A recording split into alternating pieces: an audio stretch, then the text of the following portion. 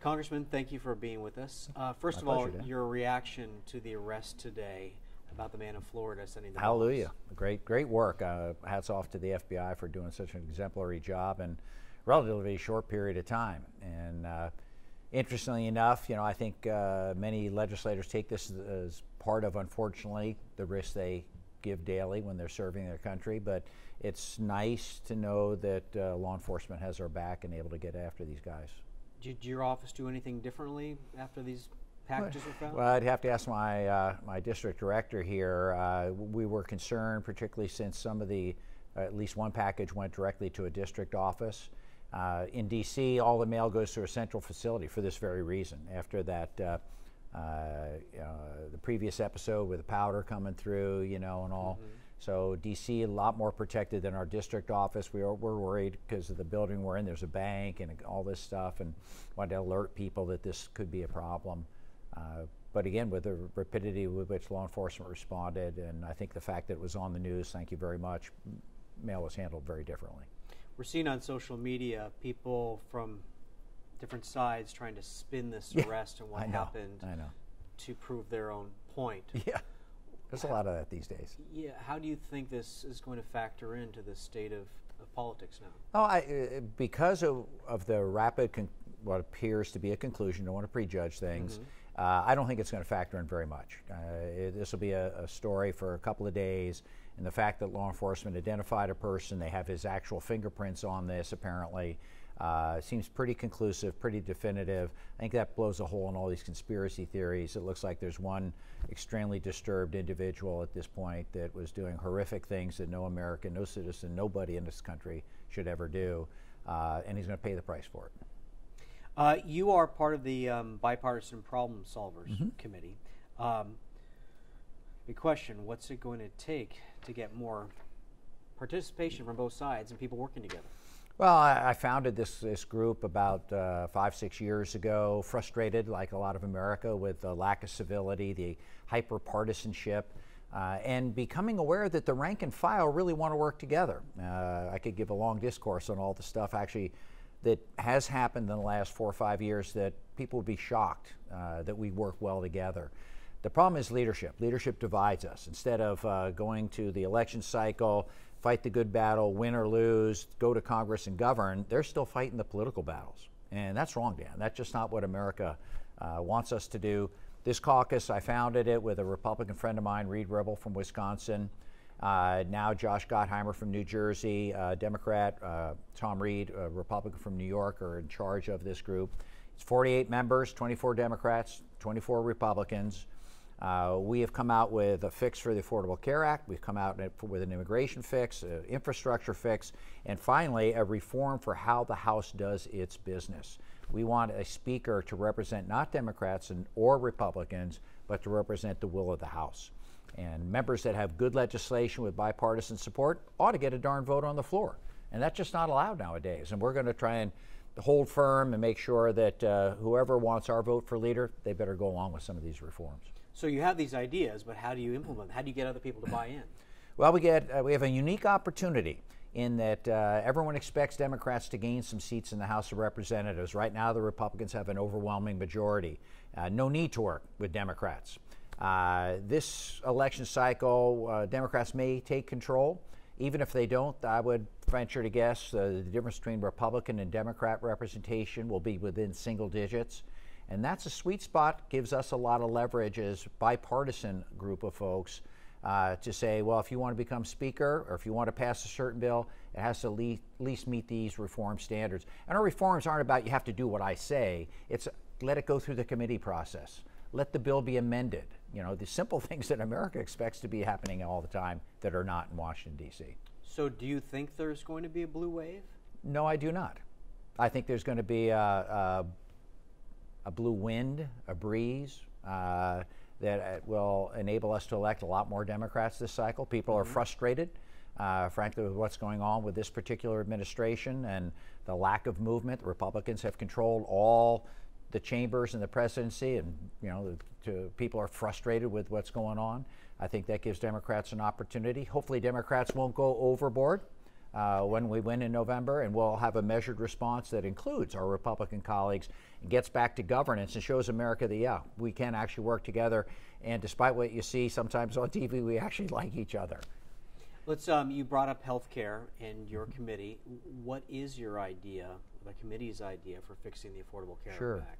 Well, when we were listening to the Republicans trying to repeal Obamacare, it became apparent to everybody that, well, there were problems with Obamacare. People like the Affordable Care Act. You know, they had health insurance for the first time. And even my Republican colleagues are worried and don't want to necessarily repeal pre-existing conditions. And I listened carefully, and the big concern out there was, gosh, the premiums are so high now, and they're going higher, and the deductibles are going higher. And I got to thinking, well, you know, that's only true in a small portion of the healthcare marketplace. You know, Medicaid is free, right? The Oregon Health Plan is free, so that's not an issue there. Medicare is a separate thing, and people like that. That's not a problem.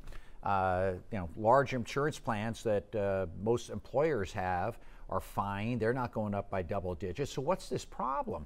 And it turns out it's what we call the individual marketplace. It's about 10% of the people that get health care in this country that don't have jobs. Original plan with the Affordable Care Act was, hey, you know, we'll just have young people that don't have jobs and older people that are kind of on the brink of retirement, but they're pretty sick. Those two groups will put in this individual marketplace. And unfortunately, the younger people aren't signing up.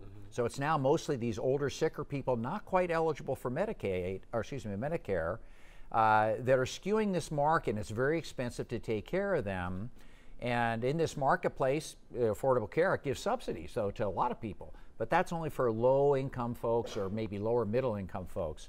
So you get all these people, middle income, upper middle income, that are seeing these huge increases. So my plan, our plan, was let's have some sort of reinsurance program, spread that risk over a larger population. Oregon's done it and kept the rates down this very cycle. It would work great on a national level. Do some cost-sharing reductions for some low-income people, and give the states more flexibility. And frankly, roll back some of the employer mandate piece, which isn't necessary in a marketplace where everyone has access to health care. We have bipartisan support passed out of our small groups process, where you have to get 70% support of the members, both Democrat and Republican. We had senators involved, and I think we're poised to put this across. What's the holdup? Holdup was Paul Ryan. He's not going to be there anymore. The speaker was the single biggest holdup. He injected some political controversy in there that had nothing to do with fixing the Affordable Care Act and making health care available and affordable for everybody. I, for one, am not sorry to see him leave. He's been a problem on the infrastructure piece and many other pieces of legislation that could have gotten across the finish line with better leadership. Let's talk trade and the president's trade policies. What kind of businesses are you hearing from here that are having problems? Well, as you know, Oregon's a big trade state. You know, we're the 7th biggest trading state in the country. The Pacific Rim is right out there. We have a lot of huge businesses, the Nikes, the Intels, Columbia Sportswear, a whole host of industries that rely on the global food chain, if you will. In other words, you just don't build one product in Portland, Oregon anymore. You might get a part from Japan, a part from Brazil, a part from Germany, and that all goes into that final product. So it's very difficult for them to deal with these tariffs that are apparently not, in my humble opinion, not well thought through, just kind of done scattershot out there. How do we have a coherent trade policy? And without some sort of certainty, it makes it very, very difficult for these manufacturers or my agricultural folks. I hear a lot from our ag folks. Most of Oregon's agricultural expertise and products get sent overseas. We sell a lot of our stuff to China, frankly to the EU, to Canada and Mexico. And having that disrupted is very difficult for these businesses to have any predictability in the future. We need swift resolution. I'm glad to see the NAFTA renegotiation come to a conclusion. We're going through that to see if it's really a better deal. Some elements look a little better, even than that was in the Trans-Pacific Partnership that was discussed. So that might be good, but we still have the China and the European Union thing to deal with. And that unsettling uncertainty, if this goes on too long, it could lead to another recession. That's my biggest concern. We're enjoying great economic prosperity. The previous administration, my humble opinion, Congress, saved us from a disaster. It's been months of steady growth in the economy. that could all be undone if we don't get this under control within the next 2-3 months. Is there anything the Trump administration and Republicans are doing that you do like? Oh, yeah. I mean, I'll give him credit for coming to conclusion on the NAFTA piece. He's created a much better environment for businesses to operate in. And I'm not talking about the tax bill. I'm talking about a lighter touch of regulation. I think he realizes that businesses create jobs. That's been good. I've talked to a number of Oregonians in how are the agencies responding. The agencies, frankly, are being a little more responsive. They seem like they want to get to yes on a lot of projects, whereas the default had been to try and stop and get to no on things. So, yeah, I'll give him some credit in those areas. I think that's a good area for us to work with him on. There are many areas that I disagree with the president, but life is about find areas where you can agree and move forward given what you're presented with. You're up for re-election. Yes, sir. You're running against Mike Callahan.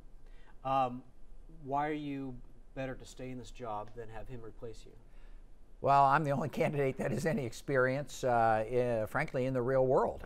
Raised a family, had a lot of private sector experience, a veterinarian for over 30 years, have a small farm, so I know what it's like to meet a payroll and start a business, raise a family, and I think you need that real world experience before you go on to Washington, D.C. in particular, and think you know what's best for the rest of the country. I've been extremely effective, one of the 10 most effective lawmakers in the House of Representatives, according to the folks back there. We were successful even in this hyper-partisan environment. We got the wildfire fixed so that hopefully Forest Service can actually go out there and prevent some of the severity that we're seeing in these fires. We've got a bill almost all the way through at this point. Hopefully we'll finish it off when we get back to prevent the sea lions from eating all the salmon they were trying desperately to restore back here in the Pacific Northwest.